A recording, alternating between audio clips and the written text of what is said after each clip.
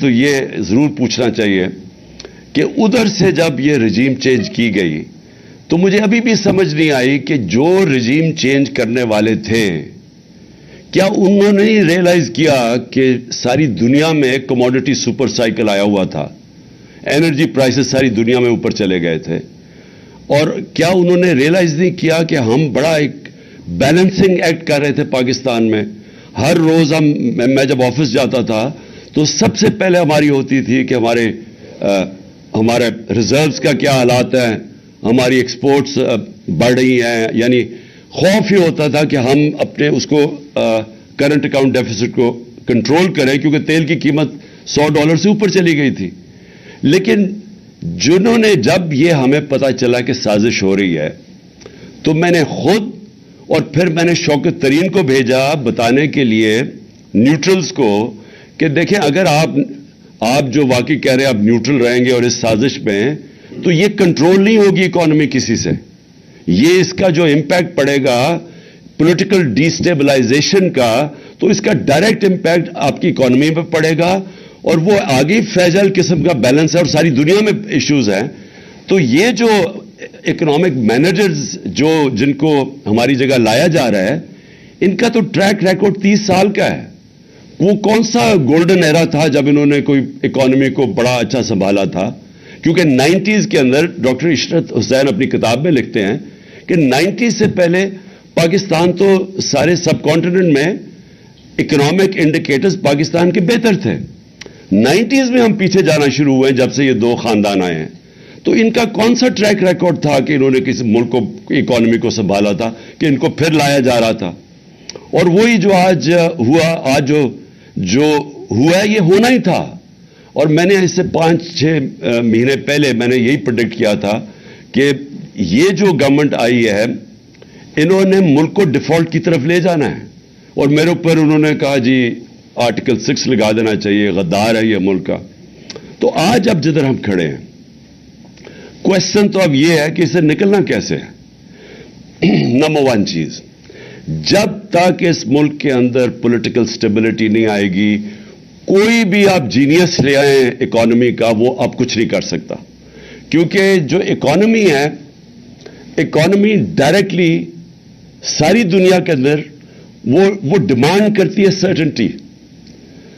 جب تک سرٹنٹی نہیں ہوتی بزنسز ہم سب جانتے ہیں اور آپ تو خیر میرے سے بہتر جانتے ہیں اکانومی جہاں بیٹھے ہوئے ہیں, تو وہ جب تک ایک اکانومی کے اندر لوگ پریڈکٹ نہیں کر سکتے کہ میں آج اگر پیسہ انویسٹ کروں گا تو آگے اگلے 6 مہینے 1 سال 2 سال تک ماحول کیا ہوگا ملک کا, لوگ انویسٹ نہیں کرتے. تو آج جدھر ہم کھڑے ہیں یہ کون آج پریڈکٹ کر سکتا ہے کہ 1 مہینے کے بعد کیا ہوگا پاکستان میں, کسی کو بھی نہیں پتا. اسی لیے سارے جو باہر کی بھی بزنس جو فائنانس کمیونٹی ہے وہ بھی اس کا ریفلیکٹ کر رہا ہے, یہ جو CDS پاکستان کا پہنچ گیا 122 پہ, وہ ریفلیکٹ کر رہا ہے کہ وہ اب نہیں فیل کرتے کہ پاکستان کی اکانومی اپنی لائبلٹیز بیٹ کر سکتی ہے. اندر پہلی گیلپ کی سروے ہے کہ 88% بزنس مین کہتے ہیں کہ جو پاکستان کا ڈائریکشن ہے اکانومی کا یہ گورنمنٹ کا وہ غلط طرف ہے, یعنی ان کا بھی کانفیڈنس نہیں ہے. تو کانفیڈنس تو ریسٹور کرنے میں صرف ایک چیز ہے اور وہ الیکشنز کروانا. اور یہ اب سے نہیں, یہ جب سے ہماری گورنمنٹ گئی ہے میں تب سے لگا ہوں کہنے کہ آپ جب تک الیکشن نہیں کروائیں گے اس ملک میں پولیٹیکل سٹیبلٹی نہیں آنے لگی. اور یہ ہمیں کہنا سارے کہہ رہے ہیں جی کہ یہ جو آپ ساری موومنٹ کر رہے ہیں یا پولیٹیکل ایکٹیویٹی کر رہے ہیں یہ کوئی واپس پاور آنے کے لیے کر رہے ہیں. پاور میں تو ہم نے آنا ہی ہے انشاءاللہ. وہ تو آپ جو حالات یہ گورنمنٹ نے کر دیا ہے ہمیں تو الیکشن کیمپین کرنے کی بھی ضرورت نہیں ہے. جو اس وقت ملک کا حال ہے اور جو اکانومی کا حال ہے, جو مہنگائی کا حال ہے, اور جو آج بزنس کمیونٹی جو شاید سمجھتی تھی کہ یہ کچھ کر دیں گے, وہ سب کو اب یہ متفق ہے کہ گورنمنٹ تو اب کچھ نہیں کر سکتی. لیکن اور جتنی دیر چلتا جائے گا ہماری پارٹی گین کر رہی ہے اور وہ واضح ہے, چاہے بائی الیکشنز ہو چاہے اوپینین پولز ہو. لیکن مجھے جو خوف آ رہا ہے کہ یہ پاکستان کو ادھر لے جائیں گے جدھر یہ سب کے ہاتھ سے باہر نکل جائے گا. یعنی یہ اس ادھر نہ پہنچ جائے کہ ہمیں اتنی پیچھے دھکیل دیں کہ جو بھی گورنمنٹ آئے گی اس کے لیے بہت ہی مشکل ہو پھر یہ سچویشن کو کنٹرول کرنا. تو میری نمبر 1 طرف اکنامک چیلنجز بڑے تھے, دوسری طرف پاکستان کے اندر رول آف لا نہیں ہے, تھن مائنورٹی میجورٹی, اس کے لیے تو بہت ہی مشکل ہے کہ بڑے چیلنجز کو کوپ کرنے کے لیے. وہ ریلیٹڈ ہے رول آف لا سے.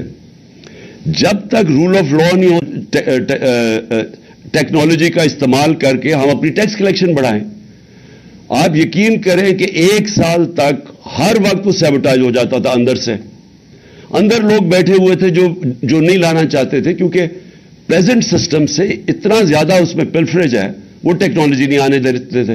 جب اینڈ میں مجھے افسوس یہ ہے کہ جب ہم فائنلی ہم نے یہ بریک ڈاؤن کر کے اور ہم پہنچ گئے ٹریک اینڈ ٹریس سسٹم پہ, بتایا کہ ارب روپے کی زمین بیچ دی گئی ہے, یا وہ دریا کے اندر تھی, ریور بیڈ میں تھی, یا وہ اریگیشن کی, اور یا فارسٹ کی زمین, اور وہ بیچ کے پلاٹس بیچ کے پیسہ بھی باہر چلا گیا.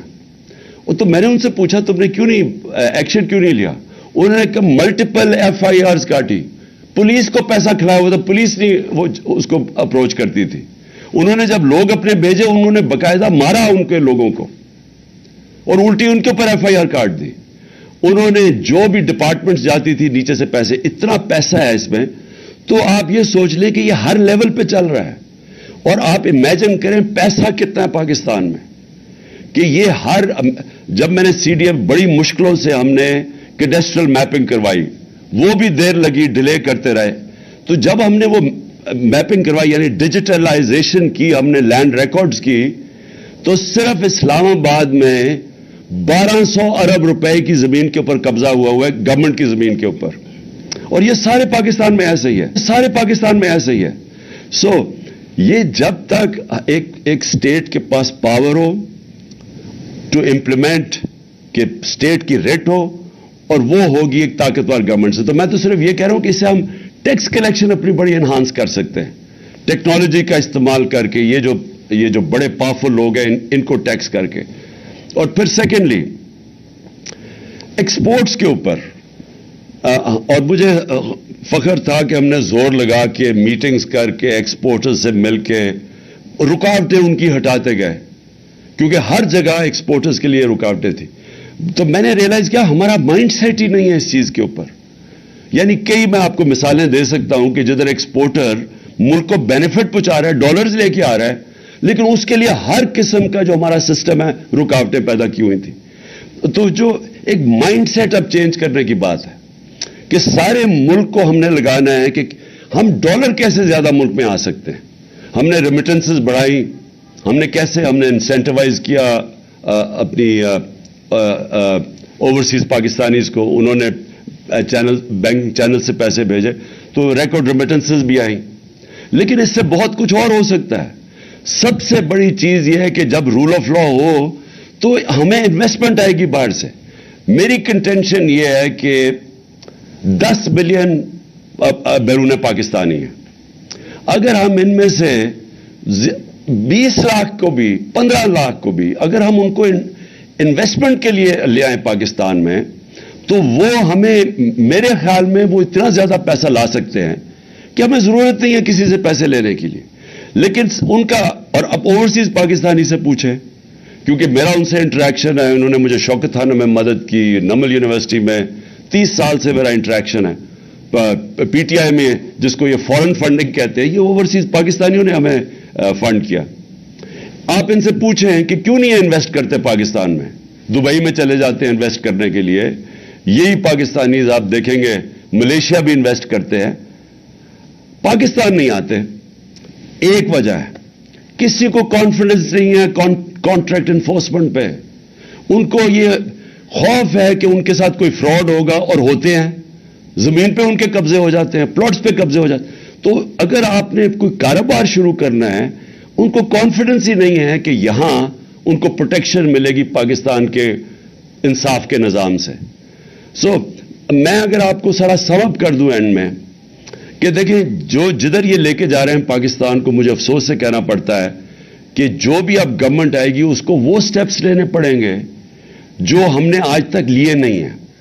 وہ اس کا بیسس ہوگا کہ ہم نے قانون کے نیچے قانون کی بالادستی قائم کرنی ہے, اور یہ نمبر 1 چیز ہوگی جو, اور یہ آسان نہیں ہوگا کیونکہ جو طاقتور ہے وہ آرام سے قانون کے نیچے نہیں آتا, لیکن اگر ہم نے یہ شروع کر دیا تو جیسے جیسے لوگوں کو کانفیڈنس ہوتا رہے گا پاکستان کے جسٹس سسٹم میں, تو یہاں انویسٹمنٹ کی کوئی کمی نہیں ہے, کیونکہ 22 کروڑ لوگ ایک بہت بڑی مارکیٹ ہوتی ہے.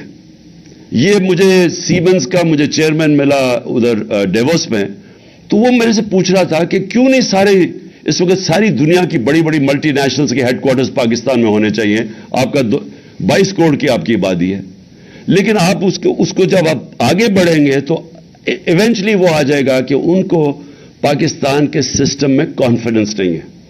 تو ایک ہمیں سٹیبلٹی چاہیے ہے, ایک گورنمنٹ آئے جو کہ 5 سال کے لیے آئے اور سٹیبل گورنمنٹ ہو, اس کے بعد وہ انفورس کرے رول آف لا, جس کے اندر بزنس کی پروٹیکشن کے لیے کانٹریکٹ انفورسمنٹ, اس کے لیے اگر آپ اسپیشل کورٹس بھی بنانے پڑیں, لیکن جو ایکسپورٹ انڈسٹری جو بھی انویسٹ کرتا ہے ہماری ایکسپورٹ انڈسٹری کے اندر, ان کو اسپیشلی انسینٹیوائز کریں. جو بھی آگے سے اگر کبھی جو میرے سے ایک غلطی ہوئی وہ اینڈ میں ہم نے کرنے کی کوشش مجھے شروع میں کرنا چاہیے تھا کہ آگے سے جو بھی ہم اب ایمنسٹی کبھی دیں تو ایمنسٹی صرف ایک ہونی چاہیے کہ جو بھی اپنا پیسہ انڈسٹری میں لگائے گا اسی کا صرف وہ بلیک کا پیسہ وائٹ کر سکتا ہے. یعنی ہم سارا ڈائریکشن اپنے ملک کا ویلتھ کریشن میں لگائیں, انڈسٹری میں لگائیں, بزنسز کی رکاوٹیں جو ہم دور کر رہے تھے اسمال اور میڈیم انڈسٹری کے لیے, ہم نے خاص طور پہ اینڈ میں میٹنگز دیتا تھا, ان کی گلوٹین کرتے تھے, جو ڈفرنٹ ریگولیشنز ہیں جو ان کو ان کے لیے کاسٹ آف ڈوئنگ بزنس میں اضافہ کر دیتے تھے. اور میں آخر میں یہ کہنا چاہتا ہوں کہ دیکھیں میرا جتنا بھی یہ 3.5 سال میں نے دیکھا کہ اتنا زیادہ پوٹینشیل ہے یہاں. نمبر 1 ٹورزم, جتنا ٹورزم کے اندر, کیونکہ میں انفارچونیٹلی کووڈ کے 2 سال آ گئے جس میں دنیا میں ٹورزم افیکٹ ہوئی, لیکن میں آپ کو یہ بتا رہا ہوں کہ پاکستان میں ایسی ایسی جگہ ہیں, اور ہم نے ایک پورا پلان بھی کیا ہوا ہے ایک سکردو کے اندر ایک جگہ کہ پوری ریزورٹ بنے, کیونکہ وہ ایسی ایسی جگہ ہماری. آسٹریا سے میرے پاس ٹورزم کے لوگ آئے, انہوں نے کہا کہ Pakistan could become the next skiing centre in the world, کیونکہ وہ گلوبل وارمنگ سے برفیں پگھلتی ہیں جلدی یورپ کے اندر, تو پاکستان کی ہائٹس اتنی زیادہ. سو ٹورزم ایک ہے, ہر قسم کی ریلیجس ٹورزم ہے, وہ سارا ہمارا جو کوسٹ لائن ہے وہ ساری ورجن ٹیریٹری ہے, اور ماؤنٹن ٹورزم. اور تیسری چیز کہ پاکستان کے اندر جو ہم نے کبھی زور نہیں لگایا کنیکٹیوٹی کا, وہ ہم اینڈ میں کوشش کر رہے تھے. سارا سینٹرل ایشیا اس وقت پاکستان کے لیے, اور افغانستان میں اگر اسٹیبلٹی جو اب آ رہی ہے تو ہمارے لیے وہ سارا ایک ایریا وہ بھی ورجن ٹیریٹری ہے, اس کے اندر بھی اتنا زیادہ پوٹینشیل ہے جو ہم نے اینڈ میں جا کے کوشش کی تھی ایکسپلور کرنے کی.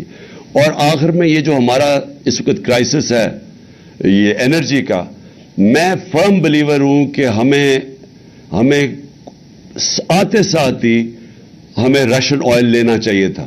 ہم نے ان سے بات کر لی تھی کہ اپریل کے اندر ہم نے روس سے تیل خریدنا شروع کر دیا تھا ڈسکاؤنٹڈ ریٹ پہ جو ہندوستان کر رہا تھا. اور یہ اتنے خوف زدہ ہوتے ہیں امریکن سے, یہ ریئلائز نہیں کرتے کہ انڈیا ہمارے سامنے, انڈیا نے سٹینڈ لیا, انہوں نے پوری زور لگایا کہ انڈیا روس کا تیل نہ لے. آپ کے سامنے ہے وہ جو انڈین فارن منسٹر نے کتنی اپنے ملک کے لیے وہ کھڑا ہوا, یعنی وہ امریکنز انڈرسٹینڈ کرتے ہیں یہ چیز. ہمارا اس وقت تقریباً 10 کروڑ لوگ ہیں جو ونربل ہیں, 5 کروڑ لوگ ہماری غربت سے لکیر سے نیچے ہیں, 5 کروڑ لوگ اوپر اتنے ہیں کہ اگر پرائس شاک آتا ہے وہ نیچے چلے جاتے ہیں. تو اس وقت جو سب سے بڑا پرابلم ہے یہ جو انرجی ڈریون انفلیشن ہے, تو ہمیں تو اس کے اوپر پورا اپنا ان کو, اور میں بلیو کرتا ہوں کہ ہم کنونس کر سکتے تھے امریکنز کو, ہم کنونس کر سکتے تھے کہ ہمیں سستا تیل آنے دو.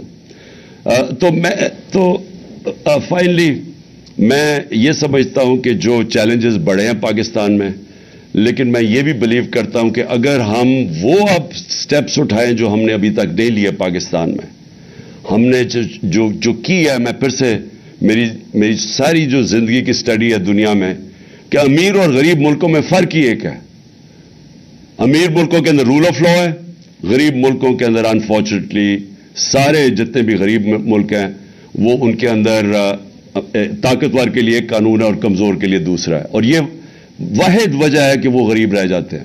نائجیریا تیل کے اوپر بیٹھا ہوا ہے, غربت ہے, کیونکہ رول آف لا انڈیکس کے اوپر نائجیریا 7% ہے. سوئٹزرلینڈ وداؤٹ ریسورسز خوشحال طبقہ کیونکہ 99.9% رول آف لا ہے. ساری ویسٹرن ڈیموکریسیز 90% سے زیادہ ہیں. تقریباً ساری مسلمان دنیا 20% سے کم ہے اور پاکستان 10% سے کم ہے. تو جب تک یہ جو اصل ایشو ہے, خوشحالی آتی ہے رول آف لا کے بعد, انصاف ہوتا ہے تو خوشحالی آتی ہے. یہ جو کہ دنیا کے ایکسپیرینس پہ ثابت ہو گیا. اور میں بھی یہ سمجھتا ہوں کہ ہمیں اگر اللہ نے موقع دیا تو جو سب سے امپورٹنٹ چیز ہے ہم نے اسٹرینگتھن کرنا ہے اپنا انصاف کا.